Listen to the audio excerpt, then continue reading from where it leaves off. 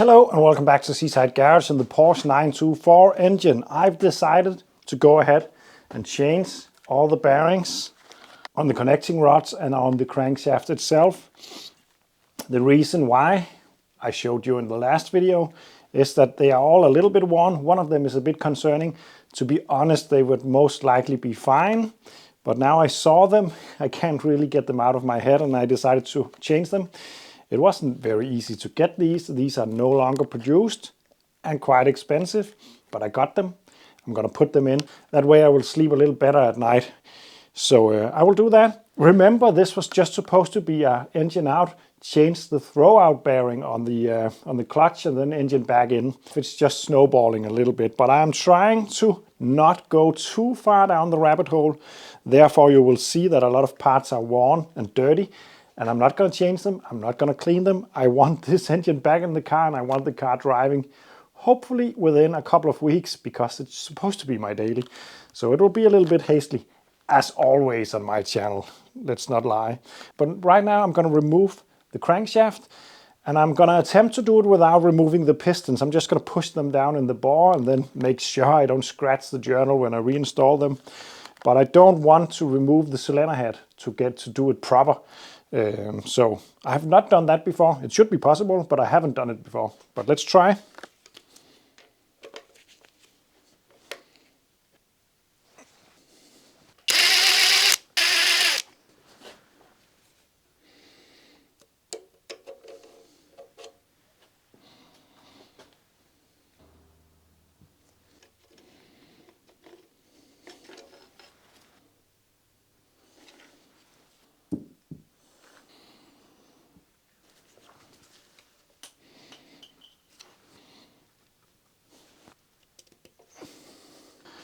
I would say it's always a good idea to put plastic on the threads of the connecting rods to avoid scratching the journals when you remove the crankshaft.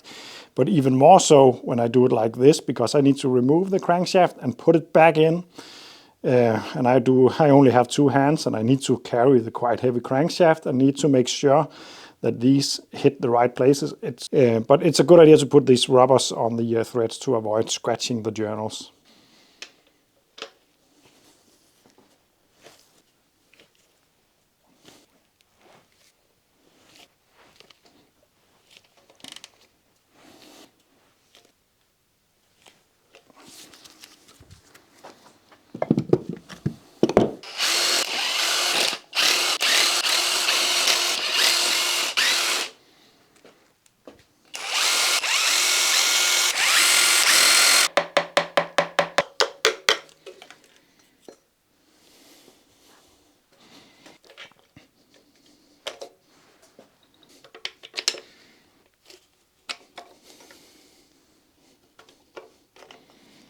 Yeah, and it is very important to keep the correct caps in the correct location. So it's a good idea to mark them or at least place them in the correct order.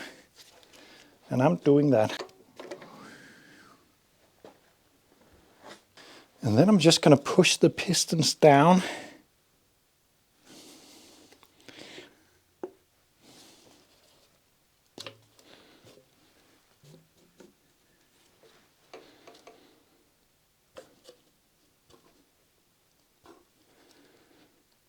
And then I should be able to just lift out the crank.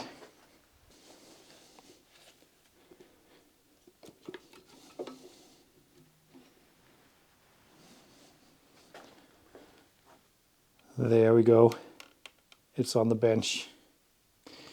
So after a bit of off-camera cleaning, I have installed the lower ends on all bearing surfaces, both the crankshaft and the con rods, making sure there are no debris on the backside and so on. Now I'm going to loop them up, and I'm not using gloves for that because that makes it easier to feel if there is any contaminations in there. There is a high risk of contamination when doing it like I'm doing it this time because the engine isn't really clean. It should be, but it's not, and it's the way it is. So I'm going to take extra care to make sure that there are no debris in there when installing the crank. And now I'm going to lube it up using assembly lube. This stuff just clings a little better and stays there a little longer until normal oil pressure is is back, because it could be low on pressure to begin with when everything is dry.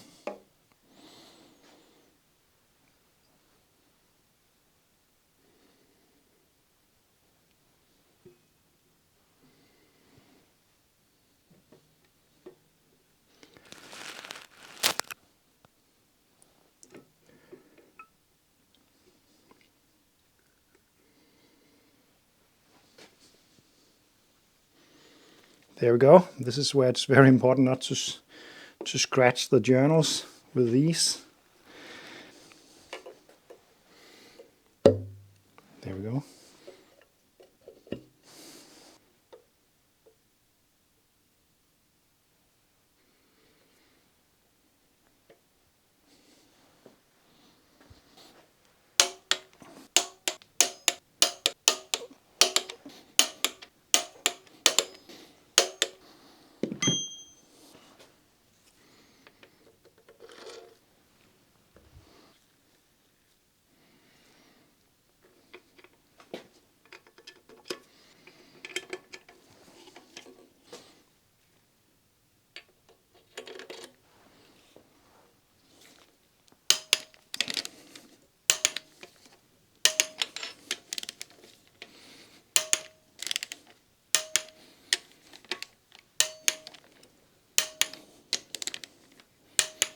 There we go.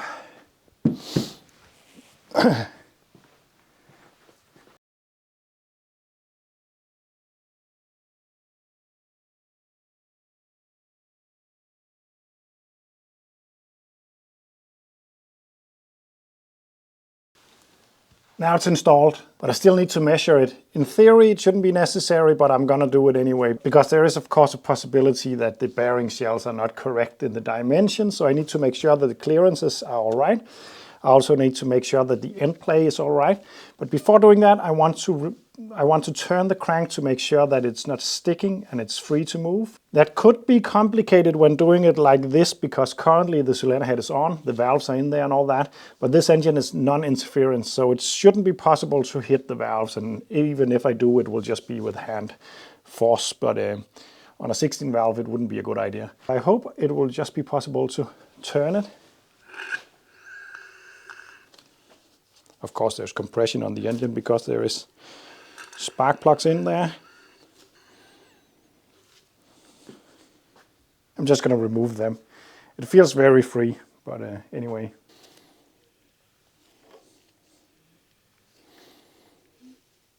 Yeah, that's pretty easy. No problems there. It's very smooth and nice and tight still, but as it is supposed to be, I think. I'm just going to check the end play.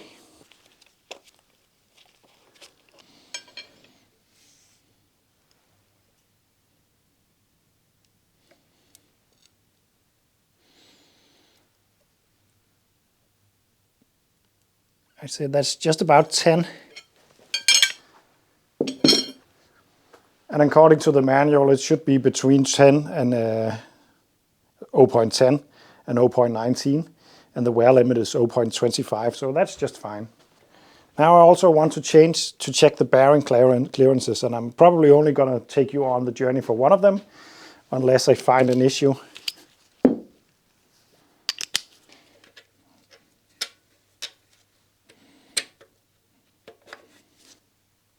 And install a piece of plastic gauge. And remove it again.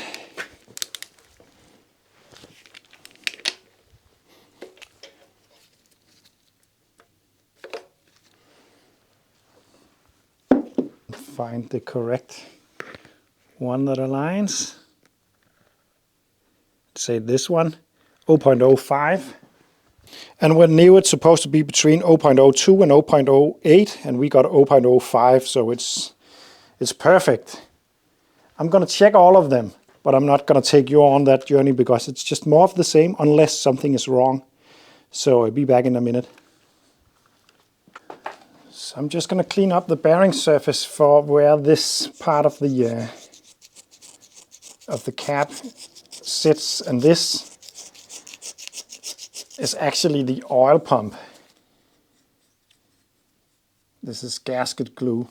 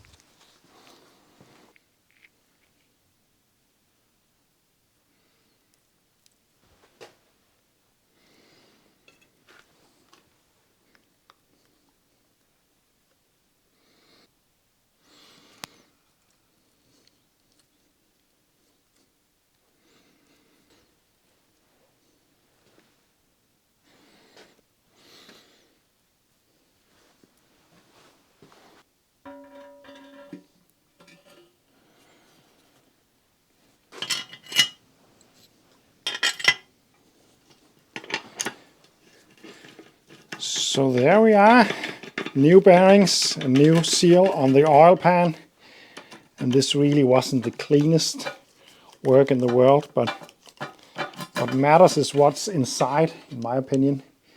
And